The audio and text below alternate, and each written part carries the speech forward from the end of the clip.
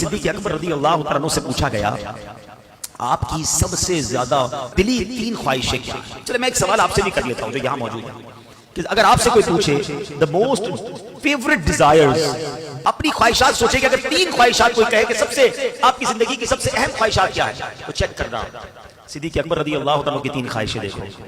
آپ کہتے ہیں میری 3 زندگی کی سب سے بڑی خواہش ہے. کہتے ہیں پہلی ہے النظر الیک، دوسری ہے والجلوس بین یدیک، اور تیسری ہے وانفاق مال علیک. ہائے ہائے ہائے کیا موتی جیسے الفاظ ہیں. معنی بعد میں بتاؤں گا، خالی عربی سنتے تو لطف آنے لگ گیا. عاشق اکبر کی باتیں ہیں نا. کہتے میری 3 خواہشیں ہیں، بس اپنے آقا کو دیکھتا رہا. النظر الیک وانفاق مال علیک، میں نبی پاک پر اپنا مال خرچ کرتا رہوں. والجلوس بین یدیک، میں بس نبی پاک کے قدموں میں حاضر رہوں، میں ادھر ہی بیٹھا رہوں. اب دیکھو عاشق اکبر کی خواہشات تھی نا، اللہ نے یہ تینوں کیسے پوری کی ہیں. پہلی خواہش والنظر الیک، بس آقا کو دیکھتا رہا. جب نبی پاک خطبہ فرماتے تھے نا، بیان فرماتے تھے، سارے صحابہ دو زانو بیٹھ کر ادب کے ساتھ سر جھکاتے تھے، آقا کے چہرے کو نہیں دیکھتے تھے. صرف ابو بکر صدیق رضی اللہ تعالیٰ اور حضرت عمر فاروق رضی اللہ تعالیٰ یہ نبی پاک کے چہرے کو دیکھتے، آقا انہیں دیکھتے. وہ نبی پاک کو دیکھ کر مسکراتے، آقا انہیں دیکھ کر مسکراتے. اب پہلی خواہش النظر الیک، آئے ہائے کیسے پوری ہوئی. کتابوں میں ایک جملہ میں نے پڑھا کہ وہ عبادت جو صدیق اکبر نے غار ثور میں نبی پاک کے دیدار والی عبادت کی نا، جب آقا گود میں تھے. ٹرائی ٹو انڈرسٹینڈ، ذرا ریئلائز کرو جب کوئی کسی کی گود میں ہوتا ہے دیدار کیسا ہوتا ہے.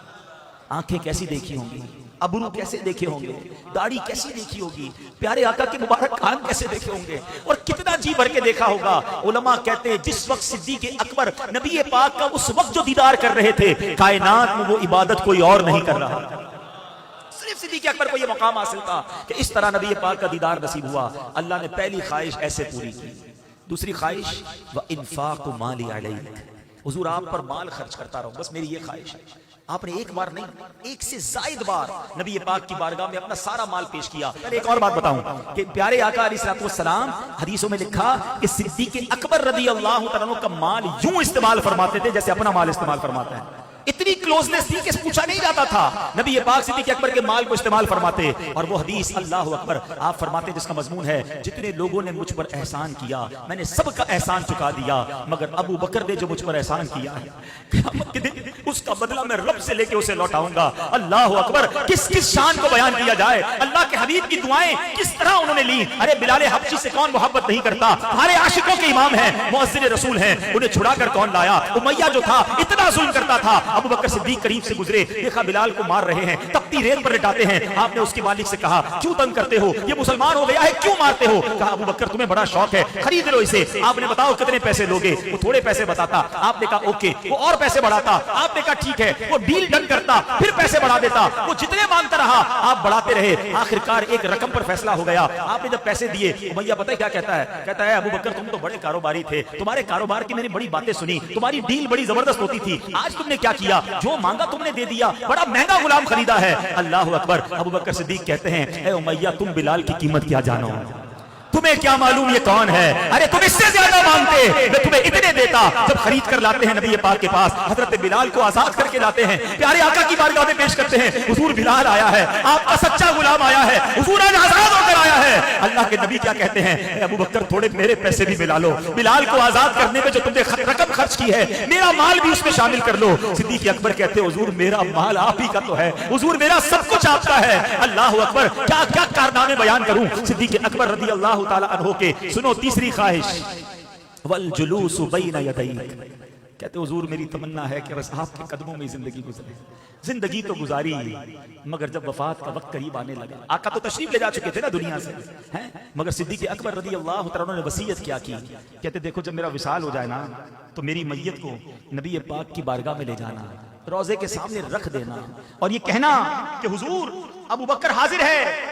اگر اندر سے اجازت مل جائے تو ساتھ دفن کر دینا، اجازت نہ ملے تو جنت البقیع میں دفنا دینا. یہاں ایک بڑی باریک سی بات ہے، عقیدے کی بات کر دوں. یہ تو وصیت صدیق اکبر نے کی کتابوں میں لکھا. صحابہ نے کیوں عمل کیا؟ کیونکہ صحابہ جانتے تھے کہ حضور مزار میں حیات ہیں. سارے صحابہ کا اس وصیت پہ عمل کرنا کہ حضور سنتے بھی ہیں، جانتے بھی ہیں، دیکھتے بھی ہیں. تو زندہ ہے واللہ، تو زندہ ہے واللہ، میرے چشم عالم سے چھپ جانے والے اے عاشقوں تمہیں مبارک ہو. یہی صحابہ کا عقیدہ. सिद्दीक़ अकबर का भी यही अकीदा है, वरना वसीयत क्यों करते? कहते मजार पे ले जाना, अर्ज करना हुजूर आपका यार हाजिर है, अबू बकर हाजिर है, इजाजत दे दो अंदर दे जाना, वरना बकी में दफना देना। सहाबा ने इस वसीयत पर अमल किया। आपकी मैयत को नबी पाक के रोजे के सामने रखा गया और अर्ज किया गया, अस्सलामु अलैका या रसूल अल्लाह, अबू बकर हाजिर है। सुनो, दरवाजा खुलता है, ताला खुलता है और अंदर से आवाज आती है, अदखिलुल हबीब इलल हबीब फइन्नल हबीब इलल हबीब मुश्ताकुन। अब हबीब को हबीब के पास ले आओ, क्योंकि हबीब को हबीब से मिलने का इश्तियाक है। सिद्दीक़ अकबर आज मजार में भी नबी पाक के साथ मौजूद है। वल जुलूस बैन यदैक, अरे आज भी आका के पास हैं, आज भी रोज़ा अनवर के अंदर हैं। आशिक अकबर ने 3 तमन्नाएं बताई थी, अल्लाह ने वो तीनों कैसी पूरी की। दुनिया में करोड़ों लोग जब भी रोज़ा रसूल पर जाते हैं, अस्सलातु वस्सलामु अलैका या रसूल अल्लाह अर्ज करते हैं और फिर सिद्दीक़ अकबर को भी सलाम करते हैं, उमर फारूक रज़ी अल्लाह तआला को भी सलाम करते हैं।